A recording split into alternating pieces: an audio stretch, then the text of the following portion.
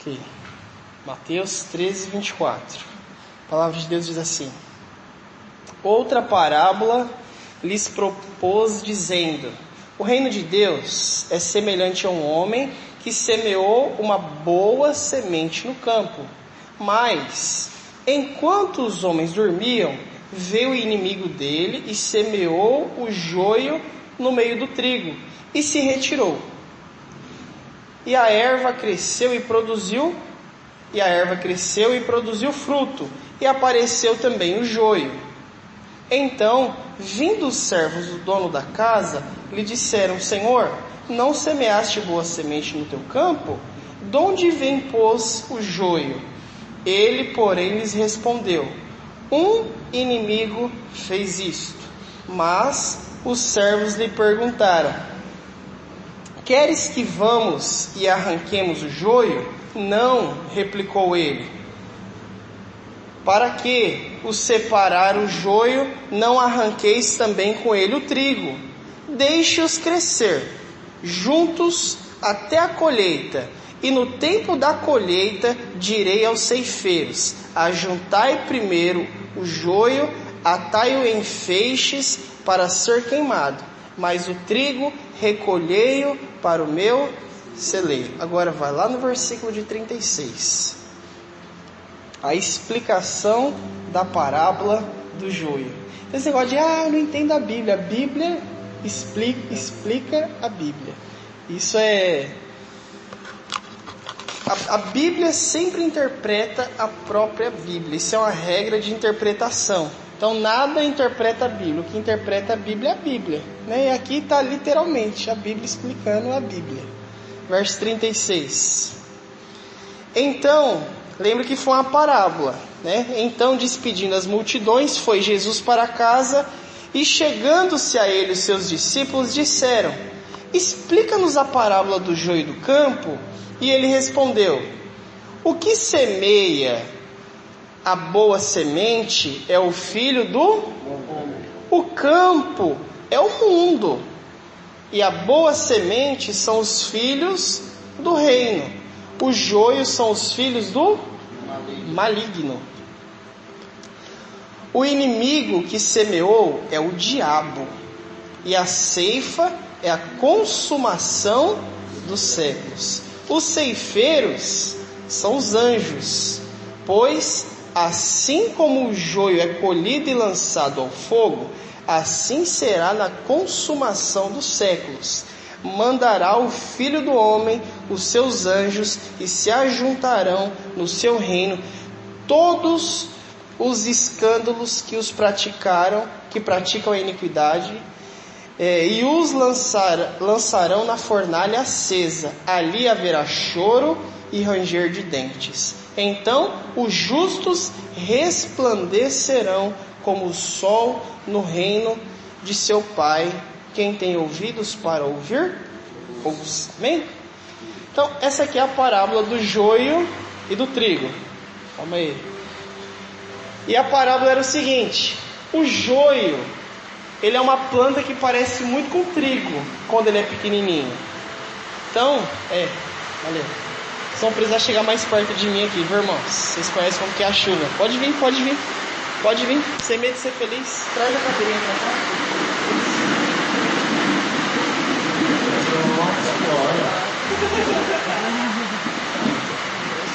Sem medo de ser feliz, os irmãos vêm mesmo, né?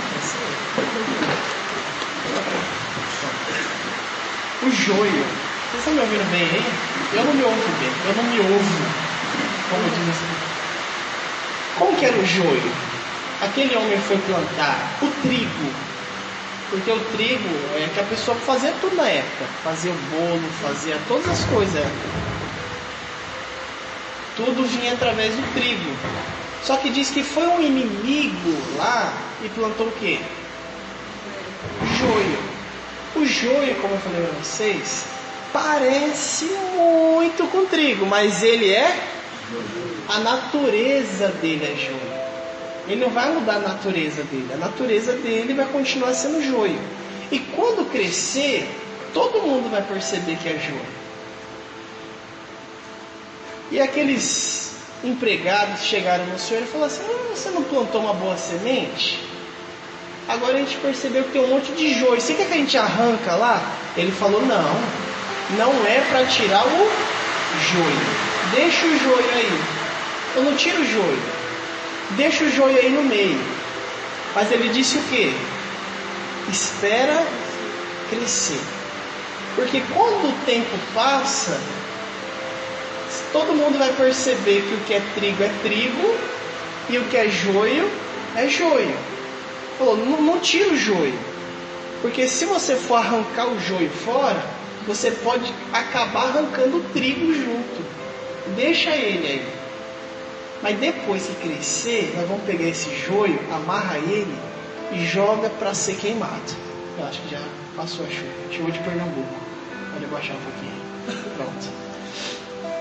E depois ele dá a explicação da parábola.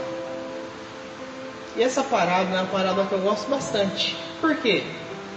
Na nossa igreja, irmão, em qualquer igreja da face da terra, vai ter o quê? Trigo e joio. E qualquer igreja. Nunca vai existir uma igreja que só seja de trigo. Aí o que o Senhor diz que a gente tem que fazer? Pega e arranca o joio fora? Ele diz o quê? Espera. Porque com o passar do tempo, o joio cresce. E com o passar do tempo, todo mundo vai estar olhando o que é trigo e o que é joio. E ele diz que esse dia vai ter um dia da colheita. E vai ter um dia que vai pegar a colheita, vai pegar todo o trigo e vai pegar todo o joio. E que dia que é esse? O dia da consumação dos séculos. O dia que nós todos estamos aguardando. Ele diz que nesse dia o Senhor vai pegar esses que são o joio, vai colocar eles lá no fogo, onde haverá choro e ranger de dentes. E eu quero falar alguns pontos a respeito do trigo e do joio junto. 4 coisas que eles representam. Primeiro, o bem e o mal coexistindo na igreja visível até o fim do mundo. Então, tem alguém aqui na igreja que você fala: esse irmão aqui não me desce muito bem? Não tem não, né, irmão? Em nome de Jesus. Eu vou cortar teu braço, viu? Eu vou cortar teu braço. Não, nessa igreja não. Só nas outras igrejas, né? Todas as outras, menos na nossa. E a nossa não, a nossa igreja só tem trigo. Mas sabe aquela pessoa que às vezes não desce para você? Às vezes ela pode ser um joio, mas às vezes não é, às vezes é um trigo. A pessoa está sendo transformada pelo Senhor. Mas até a volta de Jesus, a gente tem que saber que numa igreja sempre vai ter joio, sempre. Senão ela não é uma igreja. Uma igreja, para ser igreja normal, ela tem que ser o quê? Trigo e joio. Se você achar que existe uma igreja perfeita, você está enganado. E lá dentro daquela igreja tem o quê? Tem joio. Você só não sabe. Por quê? Porque parece trigo. Ah, que trigo bonito. Olha, que safra bonita. Só tem trigo ali, aleluia. Os anjos do Senhor vão vir colher aquela igreja todinha, vai ser salva. Mal sabe. Os joio estão lá no meio lá. E o interessante é que a palavra de Deus diz: quem foi que semeou o joio? Quem? O inimigo. A palavra de Deus lá no Novo Testamento, em Gálatas e também em Coríntios, o apóstolo Paulo fala assim, que nós deveríamos tomar cuidado com quem? Com os falsos irmãos. Os falsos irmãos. Porque existem os falsos irmãos. E quem nos dá falsos irmãos? O inimigo. O que o inimigo faz? Já sei. Eu vou. Só um exemplo, meu irmão, em nome de Jesus. Eu vou pegar aqui, esse camarada e vou semear ele dentro da igreja. O diabo. Pega o cara e semeia dentro da igreja. Para quê? Para o cara trazer contenda, para o cara trazer discórdia, para que ele seja dentro da igreja o joio. Mas olha aqui, Lembra que eu falei para vocês que sempre haverá joio e trigo na igreja visível. Essa igreja, 4 paredes aqui, é a igreja visível do Senhor. Então nessa igreja aqui, tem joio e tem trigo. E eu sou o pastor dela, viu, irmãos? Então não vou me iludir achando que só tem trigo nessa igreja, não. Tem joio. Agora, a igreja invisível, que é a igreja de Deus, que são a igreja dos eleitos, que são a igreja dos salvos, nessa igreja não tem joio. Nessa igreja só tem trigo, que vão ser os salvos. Outra coisa, nas igrejas sempre há crentes e incrédulos. Vou fazer uma pergunta que eu faço para vocês no CME. Vocês acham que todo mundo que está aqui na igreja é salvo? Ou mais profundo, na vigília não, né? Senão você vai se comprometer com os irmãos, né? Mas na igreja, irmão, você acha que não? Nossa igreja hoje tem 134 pessoas. Você acha que dessas 134 pessoas, todas as 134 são salvas? Porque dentro da igreja visível, tem os que são crentes e tem os que não são crentes. Mas ele vem na igreja toda semana, dá até dízimo. Mas ele não conheceu o Senhor de verdade. E se ele não conheceu o Senhor de verdade, ele ainda está perdido. Ele precisa mudar essa natureza dele, que ele não pode mudar sozinho. Quem tem que mudar a natureza dele é o Senhor. O Senhor tira você de joio e te transforma agora num triguinho, né? Outra coisa, os incrédulos existem entre os crentes, como Judas entre os discípulos. Você lembra, irmão, que até no meio dos 12 discípulos tinha um joiozinho ali? Que o diabo semeou ali, ó. Tinha que ter, precisava ter o joio ali no meio. Porque senão quem ia ser o traidor para cumprir a palavra de Deus? Então, irmão, se até Jesus andou com joio, por que você acha que você não vai andar? Você acha que a sua célula vai ser perfeita? Os líderes de célula aí, o Cícero, a Vanessa, quem mais aí? Eu, Laís, Felipe. Vocês acham que a célula de vocês vai ser perfeita? Não vai. Sabe por quê? Porque lá dentro vai também ter quem? O joiozinho, o Judazinho, sempre vai ter. E o que a gente tem que aprender a fazer? Assim como o Senhor nos ensinou.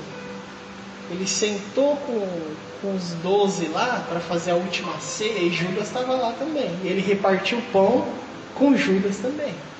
E a gente quer excluir aquele que parece ser joio. Por isso que ele diz para tomar cuidado. Outra coisa, você deve tomar cuidado para não arrancar a parte fiel por causa da confusão e abalar algumas pessoas. Então, entenda uma coisa, irmão, nem tudo que parece ser joio é joio também. Às vezes o problema é que você não gosta do irmão. Às vezes o problema é que você não se dá bem com o irmão. Mas o irmão é trigo. E às vezes o problema é você. É de ouro, né? Às vezes o problema é só você, irmão. Às vezes o irmãozinho ali é trigo, ele não é joio. E às vezes você quer tratar ele como joio, você quer arrancar ele da igreja. Você quer arrancar ele da sua célula. Você fica, sai da minha célula em nome de Jesus. Mas não. Às vezes o irmão é trigo. E você tem que tomar cuidado para não arrancar aquele que é trigo no meio do joio. Outra coisa.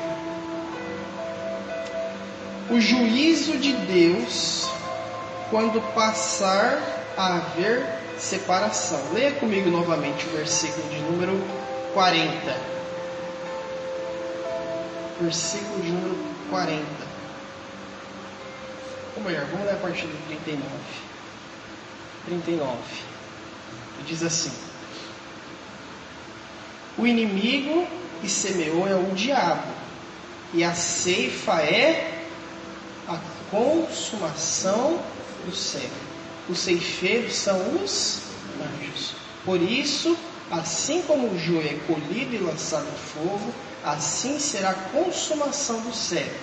Mandará o Filho do Homem os seus anjos, que ajuntarem do seu reino todos os escândalos e os que praticam iniquidade, e os lançarão na fornalha acesa, que é o inferno, e ali haverá choro e ranger de dentes. Amém? Amém. Então, irmão, deixa eu falar uma coisa assim para você. Se no nosso meio há, quem é que vai julgar quem é trigo e quem é joio? Só o Senhor. No dia da colheita, Ele é quem vai separar. De um lado Ele colocará as ovelhas, de um lado Ele colocará os bodes. De um lado Ele vai colocar o que é joio, e de um lado Ele vai colocar o que é trigo. E o que é joio, a palavra de Deus diz que Ele vai pegar os seus feixes, amarrar, pegar uma fornalha acesa e colocar todo mundo lá dentro. Oh glória! E lá haverá choro e haverá ranger de dentes. Mas, no versículo seguinte ele diz assim: então os justos, que são trigo, eles resplandecerão como o sol no reino do seu Pai. E quem tem ouvidos para ouvir, ouça. Porque a gente tem que ter essa consciência de que a nossa vida não vai ser julgar o que é joio e o que é trigo. Saiba que no tempo devido da colheita, o Senhor vai tirar o que é joio, para que possa ser feita a sua colheita, para que Ele possa pegar o seu trigo e malhar o trigo, e para que Ele possa pegar o que é joio e colocar na sua fornalha. Não cabe a nós, mas cabe ao Senhor. Amém? Glória a Deus. Vamos ficar de pé, vamos orar em nome de Jesus.